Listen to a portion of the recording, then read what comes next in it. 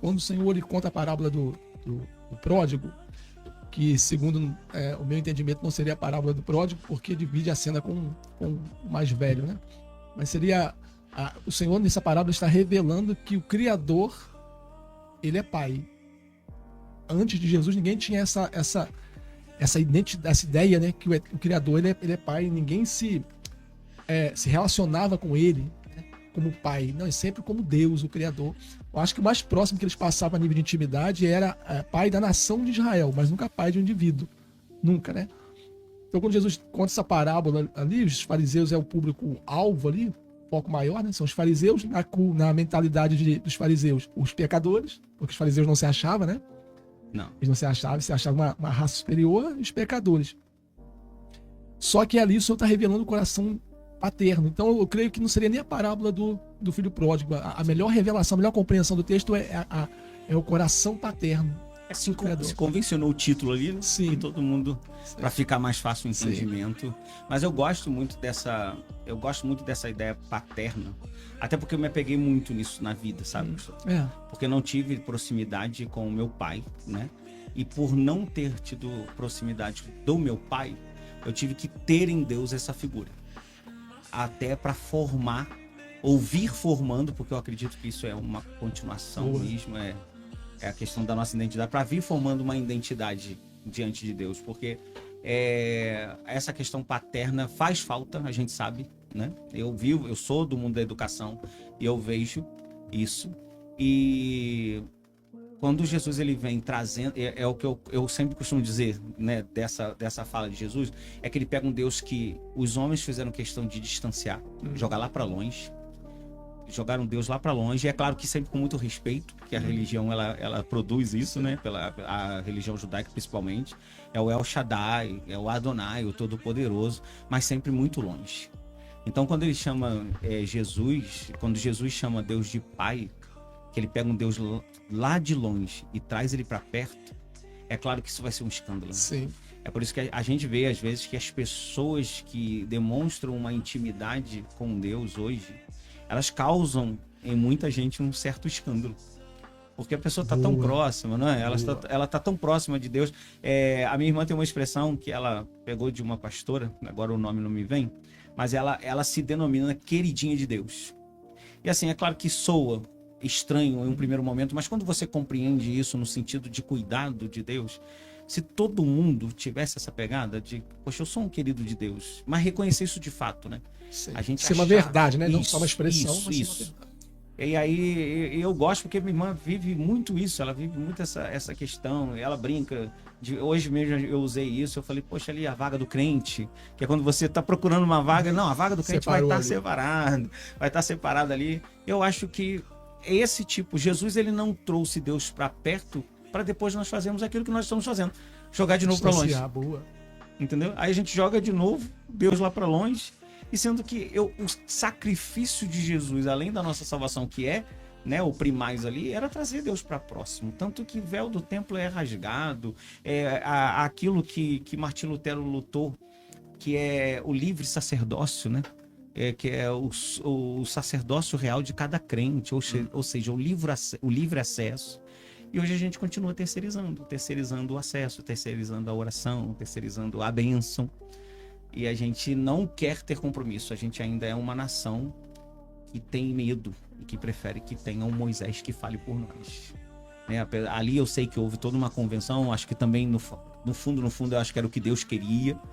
Né? A interpretação não pode ser necessariamente essa.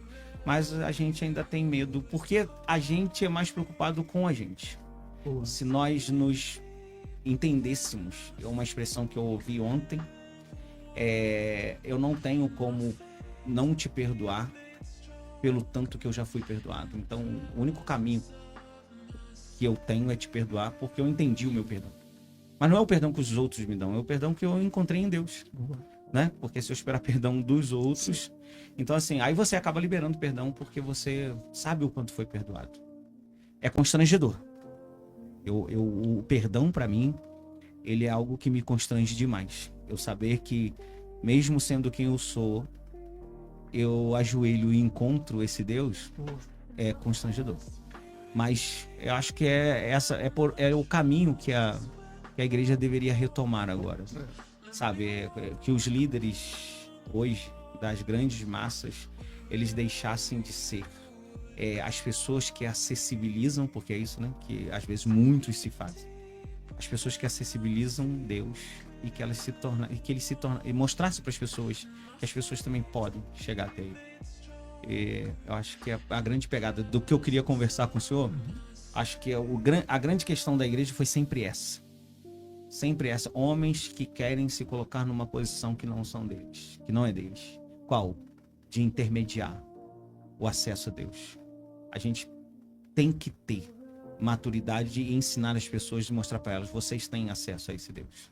Isso é bíblico, não é? Sim. Não é heresia. Não existe mediador no nosso meio. Não existe, não deveria. Não é que não exista, né? Não deveria, mas a gente... É porque no mundo espiritual não existe, né? Exato. Não, a fala do senhor é excelente. Mas a verdade é que as pessoas se fazem. Entendeu? E nós, na nossa... Eu não gosto de falar nós, porque eu não posso me incluir nisso. Mas a massa, de alguma forma, acaba projetando isso no ora por mim. Não é isso que acontece muito? Sim.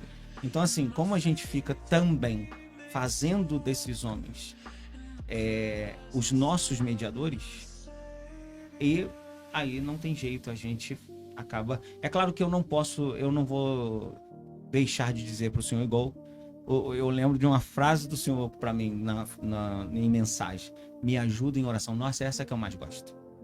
Não é ora por mim, é me ajuda em oração. Não é verdade? Sim. Porque não faz sentido a gente pedir alguém para orar, porque na maioria das vezes eu mesmo nem tô. Transferizar a responsabilidade. E eu às vezes nem tô orando. Aí o irmão entra num propósito, levanta de madrugada, ora, e eu tô dormindo muito na boa, que eu tô confiado que alguém tá orando por mim. E assim, aí eu não tenho experiência. Até uma fé mística, né? Porque muito... não, assim, ele orando por mim dá conta, né? A oração dele cobre a minha e pelo menos a gente vida. espera que sim. E aí a gente até culpa, né? Pô, eu fui lá naquele pastor fez isso, eu orou por mim, não aconteceu nada. E aí a culpa não foi minha, porque eu fiz a minha parte. Questão da oração eu acho muito incrível, porque é ela que vai trazer essa intimidade, né, pastor? É ela que vai trazer essa proximidade, esse entendimento. O não de Deus fica tão mais leve quando você orou e entendeu. Porque uma vez eu tive uma experiência de algo que eu queria muito, e ao meu entendimento era muito bom. Só que, de verdade, tudo é entendimento, né, Samir? Tudo é entendimento. Paulo diz que os judeus eles têm zelo, mas não têm entendimento. Ou seja, tudo é entendimento do porquê você está fazendo, porque você precisa fazer. Não é tem que fazer, precisa fazer. E eu queria muito, mas eu sabia que eu não sou mais o Senhor na minha vida a partir do momento que eu rendi a minha vida. Na verdade, a gente até usa essa expressão, eu vou ali e volto aqui, eu entreguei minha vida ao Senhor, mas Paulo diz que nós já nascemos mortos. Então, na verdade, não é entregar minha vida ao Senhor, mas entregar minha morte a Ele, para que Ele me dê vida, né? E aí, rapaz, eu orei ao Senhor, falei, Senhor, mas se não for da tua vontade, que o Senhor não permita que aconteça. E o não do Senhor veio. E, rapaz, meu coração se encheu de gozo, meu espírito se encheu de alegria, porque eu entendi que o não dele era privando de sofrimento. Sim. Quando ele respondeu o não, fiquei maravilhado. Falei, Senhor, tu está me privando de sofrer de alguma coisa, porque o Senhor está me privando disso. E de verdade, o não, biblicamente falando, que é a liberdade, nunca foi o sim. Biblicamente falando, a liberdade está no não. Mas, assim, a questão do terceirizar, a gente perde o timer da onde isso começa, ou da onde isso parte, né? Porque, por exemplo, de repente eu te coloco num lugar que você nem tá pedindo para me te pôr. Sim. Né? Ou, de repente, você tá se colocando num lugar que não deveria estar e eu estou te dando também. E existe uma linha muito tênue, né? Sim. Porque é a pessoa vir me colocar nessa posição e eu ter a consciência de que eu não posso me colocar. Sabe? Eu acho assim, de chegar e ensinar mesmo para a pessoa. Não. O que você precisa, né? A gente vê muita brincadeira. Esses dias eu assisti um videozinho muito rápido, até do pastor amigo meu. Ele pastor, uma ovelha chegando para ele perguntando: pastor, eu preciso ouvir Deus falar comigo. Aí o pastor falou assim, aí o pastor responde para ele: então leia a Bíblia. Aí ele: não, mas eu quero ouvir a voz de Deus. Ele falou assim: então leia a Bíblia em voz alta. Entendeu? Então, assim, falta... isso é só uma brincadeira, mas é a verdade. Sim. A gente, pastor, eu sempre busquei estudar muito as Escrituras. Sempre busquei. Eu tenho turmas de seminários que formadas que estudaram comigo. Eu fui professor assim, deles em várias matérias. Eu brinco que eu sou consultor teológico de muita gente. Muita gente me procura. O que você acha disso e tal? Então, assim, eu sempre fui... Só que, de um tempo pra cá, Deus, ele parece estar me exigindo não mais conhecer, mas me relacionar com as Escrituras. Sabe? E aí, eu tenho de verdade, a palavra é essa, porque eu usei até com a turma minha. Eu falei assim, gente, é constrangedor. Eu tô dando agora aula sobre o Evangelho de João. Eu falei, é constrangedor, como depois de tanto tempo, quantas vezes. Eu lembro que um dos primeiros discipulados que eu fiz com alguns amigos que até hoje estão na fé foi sobre o Evangelho de João. Quer dizer, isso foi em 2000, né? Há 24 anos atrás eu já estudava o Evangelho de João. E ali e hoje eu pego o Evangelho de João e ele fala uma coisa totalmente diferente. Aí você entende a organicidade da palavra de Deus. Você fala assim, nossa, eu achando que sabia. Então aí o próprio João, ele faz questão de revelar isso na conversa com Nicodemos. Não é isso que ele faz? Sim. Necessário você nascer de novo. Aí o que Nicodemos entende disso? O normal. Como que eu vou nascer de novo? Como que eu vou entrar no ventre da minha mãe sendo eu já velho? Nicodemos, com o conhecimento desse mundo aqui. E a sacada de nascer de novo é o quanto a gente aprende quando a gente é criança. Quando a gente se faz criança. Criança não tem o próprio saber, não é? Ele vai adquirir. Então a gente vem, esse nascer de novo não é o batismo. Não é, não, eu me batizei há 20 anos atrás. Ele é contínuo. E se eu me vi muito adulto aqui, eu tenho que nascer de novo. Porque o muito adulto é que às vezes, né, a gente tem a música que até fala que eu quero ser como criança. Sim. É muito falado isso. A gente tem que nascer de novo todo dia. E aí, como adulto, a gente comete muitos erros. E como criança, a gente volta para corrigir esses erros aprendendo de novo. Né? Como aquelas regrinhas do português. Né? O pessoal fala, você é professor, tem que saber isso, tem que saber aquilo. Eu sei, mas regra, eu tenho muita dificuldade com regra. Então, todas as vezes que eu tenho que entender uma regra, eu tenho que voltar lá para aprender de novo. Para entender por que tem que ser, por que esse porquê aqui é desse jeito, ele é separado, ele é com hífen ou ele tem um acento. Aí tem a regrinha. Aí vai na regra que você aprende. Aí é só uma regra, mas essa regra que justifica, exato, que justifica aquilo do porquê é assim.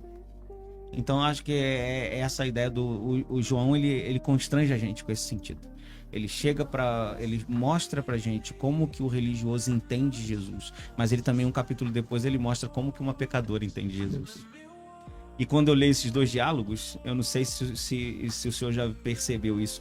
O diálogo da mulher samaritana, ele é mais teológico do que o diálogo com Nicodemos. Nicodemos era um curioso querendo conhecer Jesus. A mulher samaritana era uma mulher que necessitava conhecer Jesus. Então ele queria saber quem era Jesus pelo que Jesus fazia. Jesus queria conhecer ela para corrigir o que ela fazia, de alguma forma. E assim, ela tem um papo teológico. Sim, o texto todo teológico. Ela tem história, né? Ela conhece a história ali do poço de Jacó e ela passa isso para Jesus e daqui a pouco ela chega e fala: eu quero saber onde que é o lugar da adoração. Que os meus pais dizem que é aqui, os nossos pais, os judeus diz que é no templo, onde que é o lugar da... Olha, que papo é esse? É muito à frente do que, por exemplo, de Nicodemos. Que é o mestre, né? Que é o deveria mestre. estar na frente. Exato. Eu acho assim, aí João, com essa simplicidade e profundidade, ele traz esses dois. Quando João traz isso, eu falo assim, pô, João Esse texto, eu digo que quando eu citei até a questão do pródigo, né? Que eu ia falar do pródigo, a questão que quando você olha para o pródigo, né? A palavra pródigo significa esbanjador. Quando você olha para o filho esbanjador, é fácil você entender que ele está distante, né? Você começa a ler as atitudes dele, as escolhas dele, né? Por onde ele anda, com quem ele se relaciona. Então é fácil você perceber que está longe do pai, mas a dificuldade nossa é perceber que o mais velho também está longe do pai. Que não deixava de ser um pródigo próximo do pai. Sim, porque ele está morando na casa. Como pode alguém estar perto e estar longe? Como pode alguém estar vivendo com o pai, no caso, estar distante? Então eu acho que para nós, da igreja do século XXI, cabe muito mais a questão do meditar no filho mais velho do que no pródigo. Porque do pródigo é aquela realidade nossa, querido, em atitudes que a gente faz ou escolhas que nós tomamos, que nos mostra claramente, já sabe. É o beabá, entendeu? Agora, entender com o mais velho como eu faço para permanecer perto, porque eu preciso permanecer na presença dentro de casa. Ninguém permanece próximo fora de casa. Mas é possível você estar dentro de casa, na presença do Pai, e estar longe da comunhão. Sim. Então isso é muito forte. E a questão da samaritana por conta dessa, João faz questão de mencionar isso, porque João está apresentando não Jesus como Messias ou como rei, né, ou como servo, ou como homem perfeito, que são as propostas dos outros três, né? Sim. Mas é de apresentar como o Deus que se faz carne, o verbo que se faz carne. Só que numa leitura, e os judeus entenderam quando João apresentou, que João escreve, né, um evangelho universal, né? Sim. Mas espera aí, ele não pode ser. Então, com base nesse texto, os judeus vão acusar o Senhor Jesus de ser o falso Messias. Por quê? Porque profeta Oséias, ele foi fiel, cara. O profeta Oséias, por intermédio do profeta Oséias, o Eterno protesta: vocês estão me traindo com amantes. E ali, quando Jesus vai se encontrar com a samaritana, os judeus têm isso como um protesto. Você está nos traindo. Sim. Você está prostituindo. Os discípulos, eles ficam, né? Sim. Meio assim. Sim.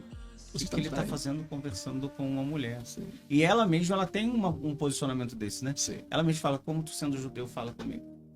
Entendeu? Sendo samaritana. Sim. Ela também tem essa observação, que é muito o que a gente faz, porque a indignidade, ela vem. Sim.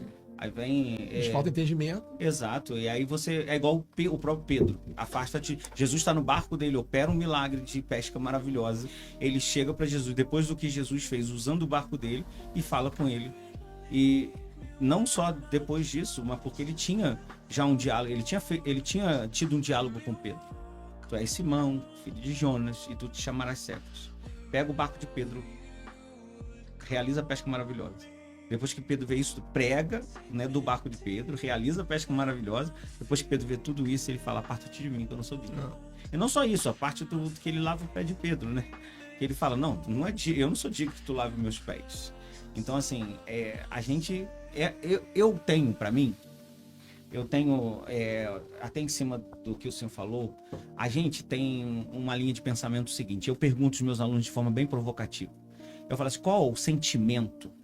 E eu não quero transformar isso numa pergunta aqui não, mas eu pergunto para eles: qual o sentimento que vem ao coração de vocês que testifica que algo que vocês estão recebendo é de Deus? E aí fica todo mundo assim, aí eu abro para as respostas. Eles sempre veem um sentimento de paz, tranquilidade, um sentimento de segurança, um sentimento de gratidão, sentimento de alegria. E aí eu mexo com eles, eu falo assim: de verdade, o sentimento que tem que nos vir para que algo que nós estejamos recebendo, ele seja da parte de Deus e testificado, tem que ser o sentimento de imerecimento. De imerecimento. Porque se você sente assim: eu não mereço isso, a probabilidade de ser de Deus é muito grande.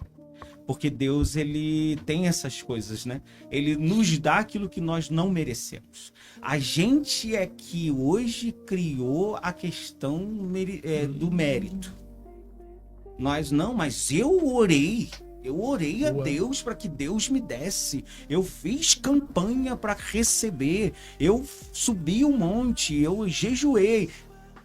E é como se nós tivéssemos essa capacidade mesmo. Ou seja, eu mexi mesmo com os meus pauzinhos diante de Deus e resolvi. Então, na minha cabeça, o sentimento que vem é: eu não mereço. Eu não mereço. Aí eu boto um pé atrás e fico assim: isso não pode ser. Porque aí eu vou começando a entender: não, mas tudo que vem de Deus, geralmente, eu não... aparta-te de mim, porque eu não sou digno. Certo? Eu não sou digno, não lavo meu pé, porque eu não sou digno que lava meu pé. Não, é isso, é sobre isso. Eu não sou digno da cruz do Calvário e mesmo assim, ele morreu na cruz do Calvário pela minha vida. Eu não sou digno que ele se fizesse quem ele se fez para viver entre nós e ter a morte que teve. Mas é por isso, não se trata do que eu mereço. Eu não mereço realmente. Hoje os crentes merecem demais. Hoje a gente tem uma turma que merece demais. Ah, você merece, você tem que correr atrás e você... É bem complicado, assim, a gente... Eu sei que é casos e casos, situações e situações. A gente não quer trazer também aqui uma ideia de que você também não precisa fazer nada. Mas o fazer alguma Mas é a coisa... intenção, né, pastor? A motivação do coração quando você faz algo, né? O Davi, ele me impacta com isso, pastor. Porque é o cara que ele colocou no coração uma intenção e Deus ficou constrangido, se é que eu posso usar essa palavra. Deus, ele ficou constrangido com isso. Davi não construiu o templo, mas Deus honrou o nome de Davi, o trono de Davi, a linhagem de Davi. Sabe? E aí eu tô falando de uma honra de Deus e não dessa honra que se fala hoje. Que a gente... Até porque se fosse por Davi mesmo... Não tinha condição. Mas Deus honrou Davi por uma intenção. Isso me deixa muito... Sabe? Davi quis fazer. E eu acho uma coisa muito incrível. Ele fez. Não. Agora, uma coisa que eu achei muito legal é que... Com certeza Deus viu Davi construindo aquele templo. Se eu deixar, ele faz. Entendeu? Porque ele também deixou todas as condições para Salomão fazer. Então, Tem um código aqui. Por que o Senhor não permitiu Davi, né, fazer? Quando a proposta, a gente volta ali e volta aqui, sem querer voltar no que nós já falamos aqui, já liberamos, mas nunca foi da vontade do Senhor, biblicamente falando, né? Porque o que está escondido na mente dele, a gente não consegue sondar. Ter um mediador, com exceção do seu próprio filho, né? E a intenção do Senhor sempre foi ter comunhão com todos de uma forma igual. Tanto é que Paulo em Romanos ele vai dizer que a cruz do Senhor nivela todo mundo, né? Não é mais distinção de etnia, de poder aquisitivo. E quando o Senhor ele convoca, ele desce ao no Monte Sinai. Não sei se você sabe, lá em Israel, no Monte Sinai que se encontra, acho que não sei se não sei onde está o Monte Sinai. Se é na Turquia, né? Geograficamente falando. Tem uma discussão, né, de que ele não está onde a gente... Onde hoje... Porque o Sinai é todo deserto, né? Uhum. Mas um dos montes, você vê, ele está queimado, né? E dizem que foi ali que o Eterno desceu. E o Eterno convoca Moisés, fala com Moisés, mas manda Moisés trazer o povo, né? Ou seja, levar o povo até ele. O povo não foi. O povo se consagrou, santificou num dia. No dia seguinte o povo temeu, porque dizia que para se encontrar com ele é necessário morrer. E de fato né? Então Moisés sobe, e isso é tremendo demais. Quando Moisés sobe, o povo diz assim: não, fala ti. Não, fala você com ele. Fala com ele. O que ele te falar, você traz pra gente. O que ele fizer em você, você compartilha conosco. Olha, isso é muito forte. Moisés sobe no Sinai, depois de algum tempo, Moisés desce. Moisés desce com a glória que estava no monte. E aí o povo rejeita aquela glória, descodificando. O povo manda Moisés lançar um véu sobre a face, sobre o rosto, né? Diz assim: não, para você se comunicar conosco tem que ter véu. Se você quiser continuar tendo... conseguir olhar, né? Olhar. Mas o que o povo estava falando quando obrigou a Moisés a colocar um véu? Se você quiser continuar tendo comunhão conosco, tem que pôr um véu. Porque essa glória aí nós rejeitamos. Nós falamos que nós não queríamos ter nada com essa glória. Por que ela veio do nosso meio? Ouve tu lá e fala conosco aqui. Isso aí. Não traz nós não o que queremos. tu recebeu Não, lá. nós só queremos os benefícios. Exato. A glória fica lá. A glória veio e desceu, o povo rejeitou. Moisés põe um véu. O que o Eterno faz? Manda Moisés construir um tabernáculo. O Eterno... Isso é muito forte. Se eu conseguir transmitir o que eu estou querendo dizer, é muito forte. Porque somos nós que precisamos da fonte. A palavra pai é Abba, fonte. Nós que precisamos da fonte. Sem a fonte nós morremos. A fonte, ela permanece sendo fonte. Sem aquilo que está dentro dela. Somos nós, né? Nós precisamos da fonte. O Senhor fala assim: Moisés, tu vai construir um tabernáculo para mim. Nesse tabernáculo eu vou me relacionar com o meu povo. Só que, Moisés, aonde eu vou ficar vai haver um véu. Então, sem querer aqui falar uma heresia, mas o Eterno estava limitado, rapaz, dentro de um quadrado de 7x7. Não porque ele queria, né? Mas é ele, olha só, a rejeição, o povo rejeitou ele uma vez, ele tentou reconciliação. Desceu do monte, veio Moisés, o povo rejeitou novamente, ele tentou uma reconciliação, colocou o tabernáculo. Não, nós não queremos. Levante para você aí um sumo sacerdote, e é ele de novo que fala contigo, e a gente ele traz o benefício para a gente, é o Kippur. Ele entra um dia lá, se ele entrar em pecado, ele que morre, a gente continua de boa. A gente peca, não tem nada a ver. Então os benefícios do perdão vêm até nós, e a gente não quer comunhão. Correndo rápido, quando chega em João diz assim: e o verbo se fez carne. E a expressão ali, o senhor sabe, tabernaculou entre nós. E vimos a sua glória, glória como a do unigênito Filho. Ele está remetendo o povo ao mesmo texto ali. Peraí. O verbo se fez carne e habitou no meio de nós, a mesma expressão, tabernáculo. Vimos a sua glória, a glória que Moisés viu, a glória que meus pais rejeitaram, nós vimos. Quando esse verbo vivo, ele morre no Calvário, aí o texto é preciso quando diz assim, o véu do templo se rasgou. Aí todo mundo, quer dizer, a maior parte que eu já ouvi falando, diz assim, o véu do templo se rasgou para que o povo entrasse no Santo dos Santos. Não.